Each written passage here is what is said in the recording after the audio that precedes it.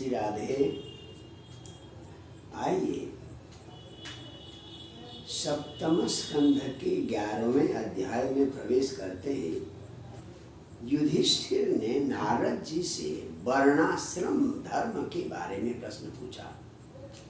श्रीमद् भागवत में एक तो सप्तम स्कंध के 11वें अध्याय से 15वें अध्याय तक वर्णाश्रम धर्म की विस्तार से चर्चा है, और उधर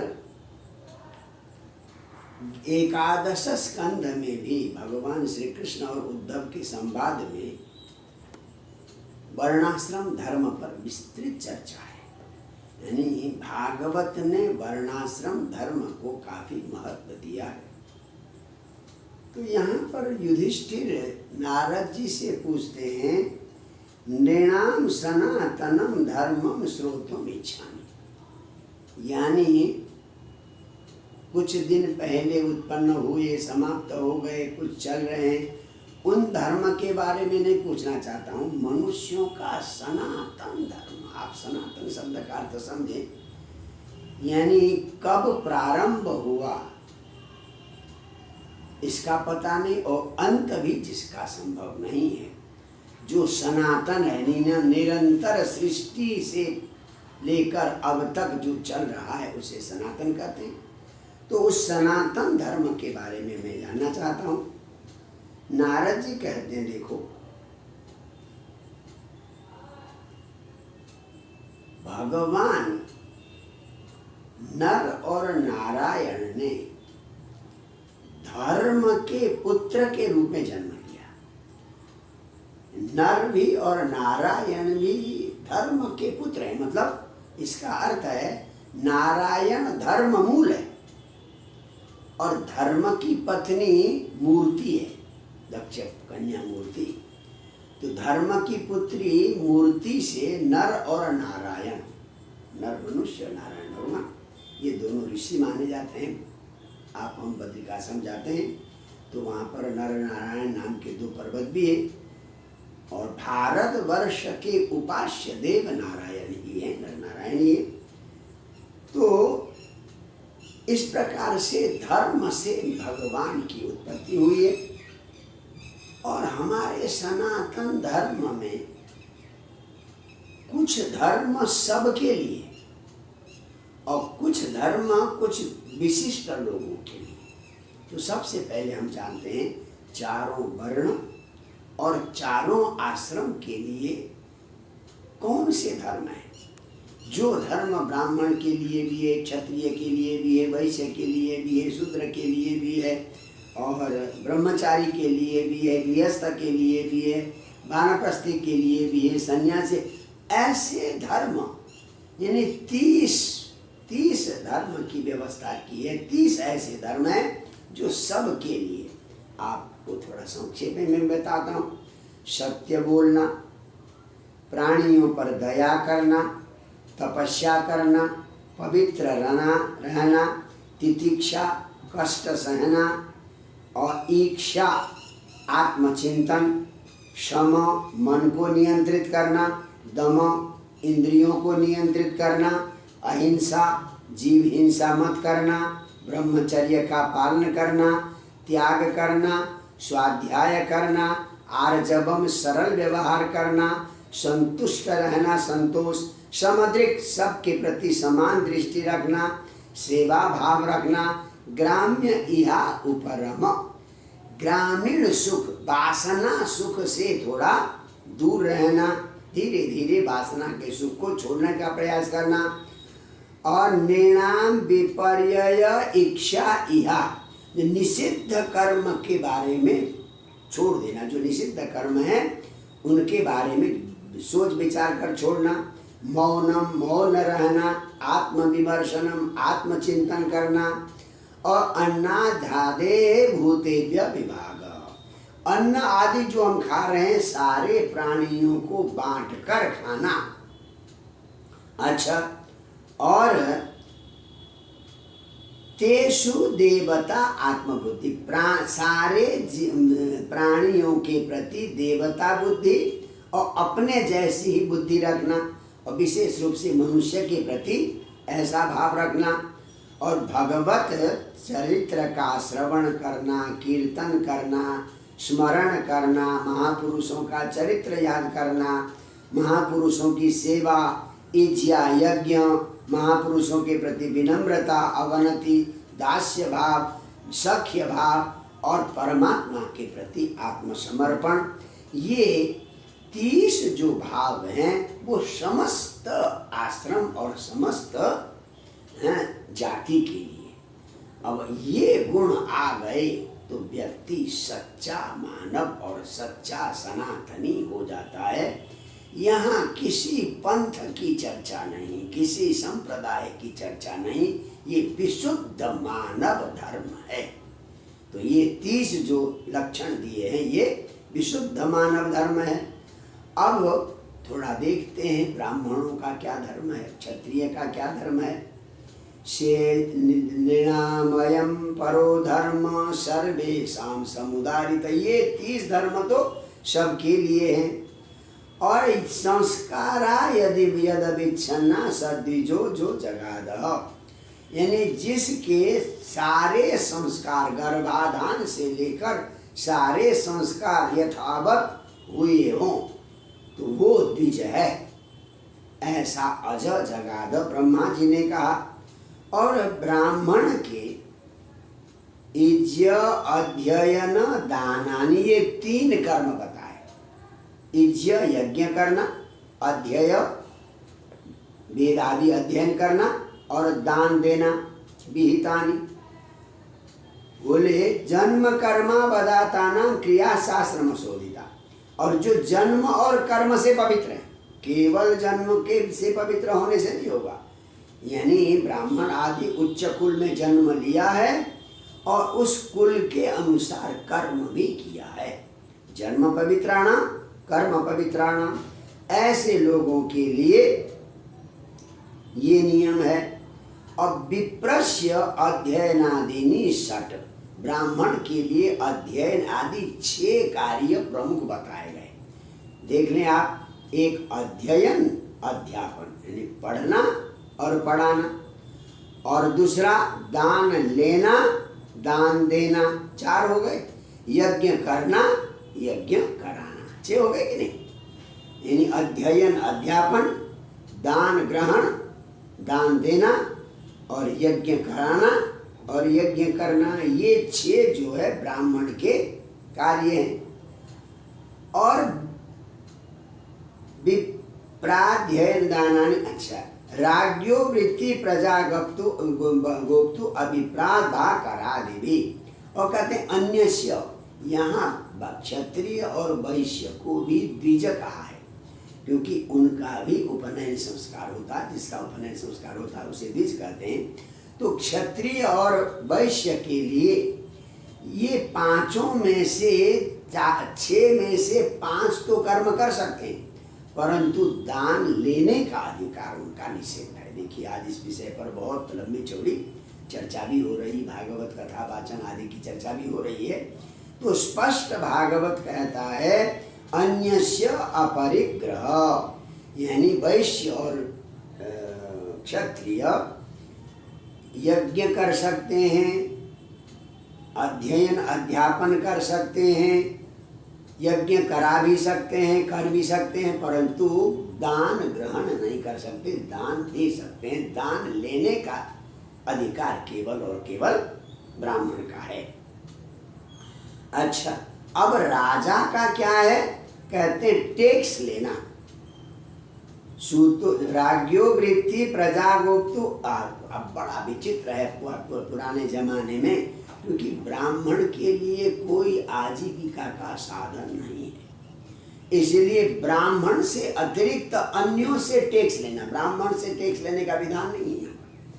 तो अभिप्रात करादि भी आज्ञा वृत्ति, यानी ब्राह्मण को छोड़कर अन्य लोगों से टैक्स आदि लेकर राजा को अपनी आजीविका चलानी चाहिए। तो आजीविका चलाने का साधन राजा के क्षत्रिय के लिए, वैश्य के लिए, शूद्र के लिए, पर ब्राह्मण के लिए कोई आजीविका का साधन नहीं है, यज्ञ कराने के बाद जो दक्षिणा मिल जाए वही एक आजीविका का साधन है। अच्छा, वैश्य का वार्ता वृत्ति यानी व्यापार आदि करना वैश्य का कार्य है, विशेष कार्य है। और नित्यम ब्रह्म कुलानुग, ब्राह्मणों का सेवा करना, ब्राह्मणों के कहने पर चलना, ये उनका कार्य है। और शूद्र की द्विज शुश्रूषा और स्वामी न वृत्ति, जो स्वामी दे, मालिक दे, उसके अनुसार सेवा करना। आजकल जिसको सर्विस कहते हैं, नौकरी करना शूद्र का कार्य है। तो अब आइए, ब्राह्मण आजीविका चलाए तो कैसे चलाए? विप्रवृत्ति चतुर्धेयं श्रेयसी चोत्तरोत्तरा, जघन्यो नोत्तरां वृत्तिम् अनापति भजे नर। तो ब्राह्मण के लिए कहते हैं विचित्रा शालीना यायावर शीलोंछनम। देखिए, ब्राह्मण के लिए 3 रास्ते हैं। शालीना कहते हैं बिना मांगे जो मिल जाए उससे आजीविका चलाना। यायावर यानी आप कहीं भी जा रहे हैं, चलते फिरते जहाँ जो मिल जाए। और शील, जो फसल उठाने के बाद जो धान के बाली वगैरह गिरे रहते हैं उनको उठाना। और उंछनम यानी नित्य भिक्षा करना, ये ब्राह्मण की आजीविका है। तो ये 4 प्रकार की आजीविका हो गई। विचित्रा यज्ञादि षटकर्म तो हो ही गया। शालीन अयाचित वृत्ति, और यायावर बिना मांगे जो मिल जाए, और शिला बिन्ना और नित्य भिक्षा, ये 4 प्रकार की है। तो इनमें उत्तरोत्तरा श्रेष्ठा, लास्ट वाली ज्यादा बढ़िया है। अच्छा, तो कहते हैं जगन्यो नोत्तमां वृत्तिम अदा अनापति भजे नर। कोई भी व्यक्ति अपने से उत्तम जाति की वृत्ति को आपत न आने तक स्वीकार न करे। अपनी जो व्यवस्था है अपनी व्यवस्था में रहे, आपत्ति आ जाए तो किसी दूसरी जाति के व्यवहार को भी ले सकता है, क्योंकि जीवन धारण करना परम आवश्यक है। अच्छा, तो कहते हैं 3 प्रकार की बातें कही है। ऋता मृताभ्याम जीतेन जीवेत मृतेन प्रमृतेन वा। राजा को ऋत वृत्ति, अमृत वृत्ति, मृत व्यक्ति और प्रमृत व्यक्ति, इन 4 में से एक के द्वारा करना पड़ेगा। ऋत क्या है? उंच शीलम, यानी ब्राह्मण जो है, शीलम ने धान के या गेहूं की बाली को इकट्ठा करके जो भोजन करे वो शील हो गया। और ऋत माने अयाचित, बिना मांगे जो मिल जाए उससे भोजन करना दूसरा है। मृत कहते नित्य यांचा, हमेशा मांगना, वो मरने के बराबर है, वो मृत वृत्ति है। और प्रमृते न, अगर कुछ नहीं हुआ तो खेती आदि करके अपना काम चलाना, ये ब्राह्मण के लिए ये व्यवस्था है। और सत्यान्विताभ्याम, और कहते हैं अगर उससे भी काम ना चले तो कुछ सत्य कुछ झूठ, व्यापार में झूठ भी चलता है। सत्यान्विताभ्याम, व्यापार आदि से जीविका चलानी चाहिए। कहते हैं न स्ववृत्तिया कथंचन, तीनों वर्णों को स्ववृत्ति नहीं अपनानी चाहिए। स्ववृत्ति कहते कुत्ते का आचरण। थोड़ी सी गलत भाषा का प्रयोग कर रहा हूँ, भागवत का ही शब्द है। स्व माने कुत्ता होता है। आप एक कुत्ते को एक रोटी का टुकड़ा भी डाल दोगे तो 50 बार पूंछ हिलाएगा, आपके आगे पीछे घूमेगा। थोड़ा सा देने वाले के प्रति भी इतनी कृतज्ञता दिखाता है। अब हाथी को आप दीजिए, जब तक पुचकारेंगे नहीं, देखेगा, सोचेगा, बड़े सोच समझ कर खाएगा। तो इसीलिए नीच व्यक्ति की सेवा को स्ववृत्ति कहा है। नीच व्यक्ति की सेवा को स्ववृत्ति कहा है। तो स्ववृत्ति नीच सेवनम, नीच व्यक्ति की सेवा को स्ववृत्ति कहा है। तो इसलिए किसी भी कीमत पर नीच व्यक्ति की सेवा तीनों वर्णों को, ब्राह्मण क्षत्रिय वैश्य तीनों भी वर्णों को नहीं करना चाहिए। और प्रमृतम कहते हैं कृषि आदि, तो वो मृत से भी गया गुजरा है, क्योंकि उसमें जीव हत्या हो जाती है। आप जुताई करेंगे, खुदाई करेंगे तो जीव हत्या हो जाती है। तो इसलिए प्रमृत का उपायहीन है। तो जब तक जीवन रक्षा के लिए इस कृषि आदि को भी अपना सकते हैं। तो इस प्रकार से यहाँ पर ब्राह्मण की आजीविका का साधन, क्षत्रिय की आजीविका का साधन, वैश्य की आजीविका का साधन बताया। अब स्वभाव, ब्राह्मण का कैसा स्वभाव होना चाहिए, क्षत्रिय का कैसा स्वभाव होना चाहिए, देखें आप। समो दमः तपः शौचम संतोष क्षात्रिरार्जवम ज्ञानम दया च्युतात्मत्वम सत्यम च ब्रह्म लक्षणम। सम मन को नियंत्रित करना, दम इंद्रिय को नियंत्रित करना, तपस्या करना, शौच पवित्र रहना, संतुष्ट रहना, शांति शांत रहना, आर्जवम सरलता, ज्ञान, दया और भगवान के साथ संबंध रखना और सत्य बोलना, ये ब्राह्मण का लक्षण है। ये अगर लक्षण है तो उसे आप ब्राह्मण समझ लें। और क्षत्रिय का क्या लक्षण है? शौर्यम वीर्यम धृतिस्तेज त्याग आत्मजय क्षमा, यानी शौर्यम वीरता दिखाना, शूरता दिखाना, धैर्य दिखाना, तेज, त्याग और अपने पर नियंत्रण, अपने मन पर नियंत्रण और ब्राह्मण्यता, ब्राह्मण के प्रति भक्ति और प्रसाद, प्रसन्न रहना और गाय और ब्राह्मण की रक्षा करना, ये क्षत्रिय का धर्म है। अच्छा, और वैश्य का क्या धर्म है? देव गुरुवच्युते भक्ति त्रिवर्ग परिपोषणम आस्तिक्यमुद्यमो नित्यम नैपुण्यम वैश्य लक्षणम।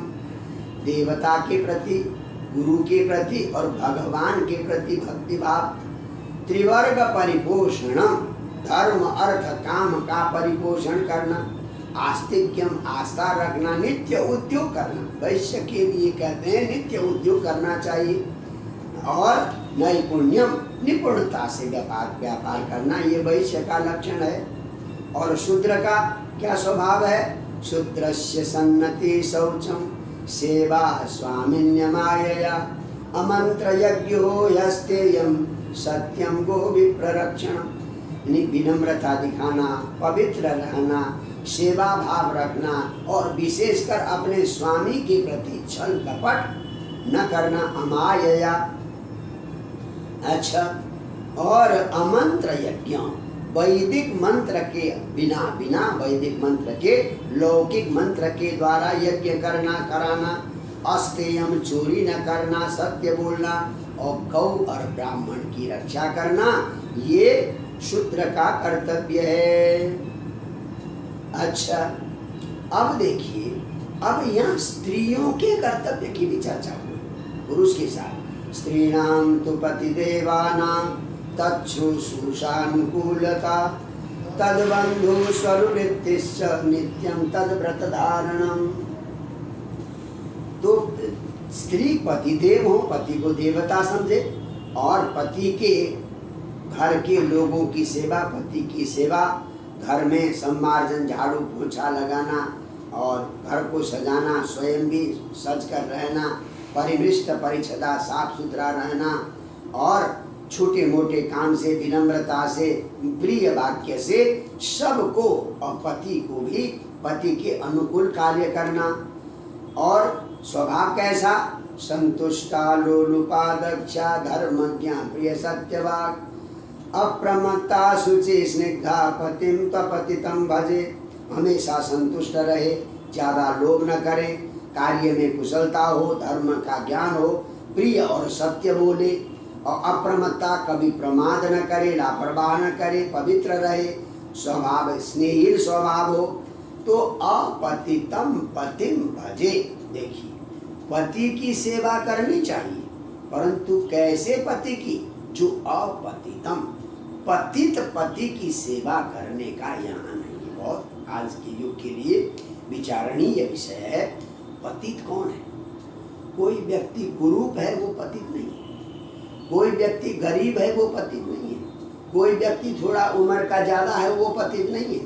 पतित वो है जो शास्त्र निषिद्ध कर्म करता है। शास्त्रों ने, समाज ने, हमारे संविधान ने जिस कार्य को करने का निषेध किया है, जानबूझकर अगर वो काम करेगा तो वो क्या है?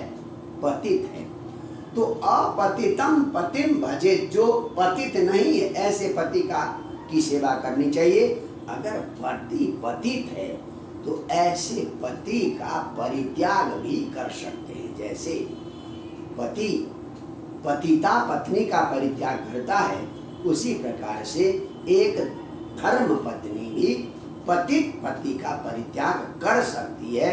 इससे ये संकेत मिलता है। तो अपतितम, परस्त्रीगामी हो, सुरापाई हो, शराब पीता हो, और अन्यायी हो, अत्याचारी हो, तो वो क्या है? पतित है। ऐसे पतित की सेवा का उल्लेख भागवत में नहीं है। आज की स्त्रियां इस बात को ध्यान से आप सुने। तो इस प्रकार से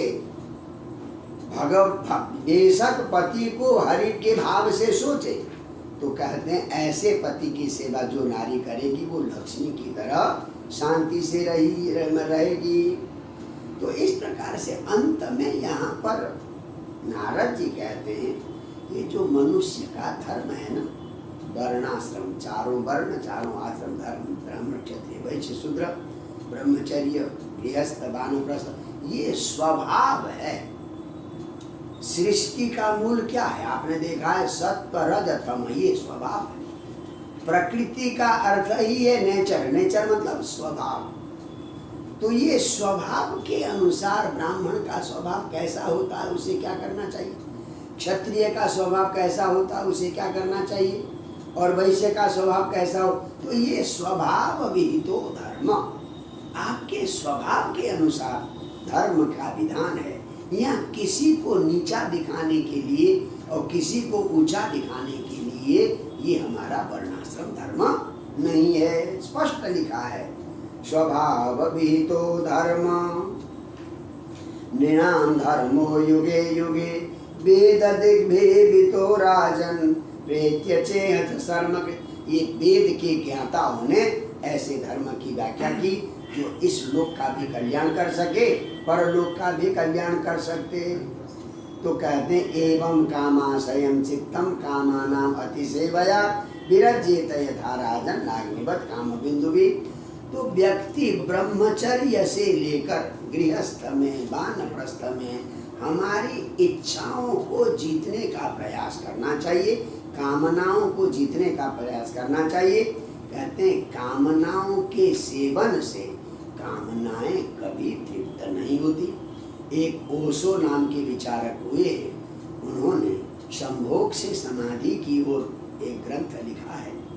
विद्वानों की अपनी अपनी कहने की शैली है, परंतु भारतीय जो सनातन धर्म है वो इस बात की आज्ञा नहीं देता कि जैसे अग्नि में आप जितना घी डालेंगे वो उतनी ही प्रज्वलित होती है। इसी प्रकार से कामनाओं का आप जितना सेवन करेंगे वो कामनाएं और प्रदीप्त होती हैं। इसलिए कामनाओं पर नियंत्रण करना चारों वर्ण और चारों आश्रम वालों के लिए अपरिहार्य है। जय जय श्री राधे।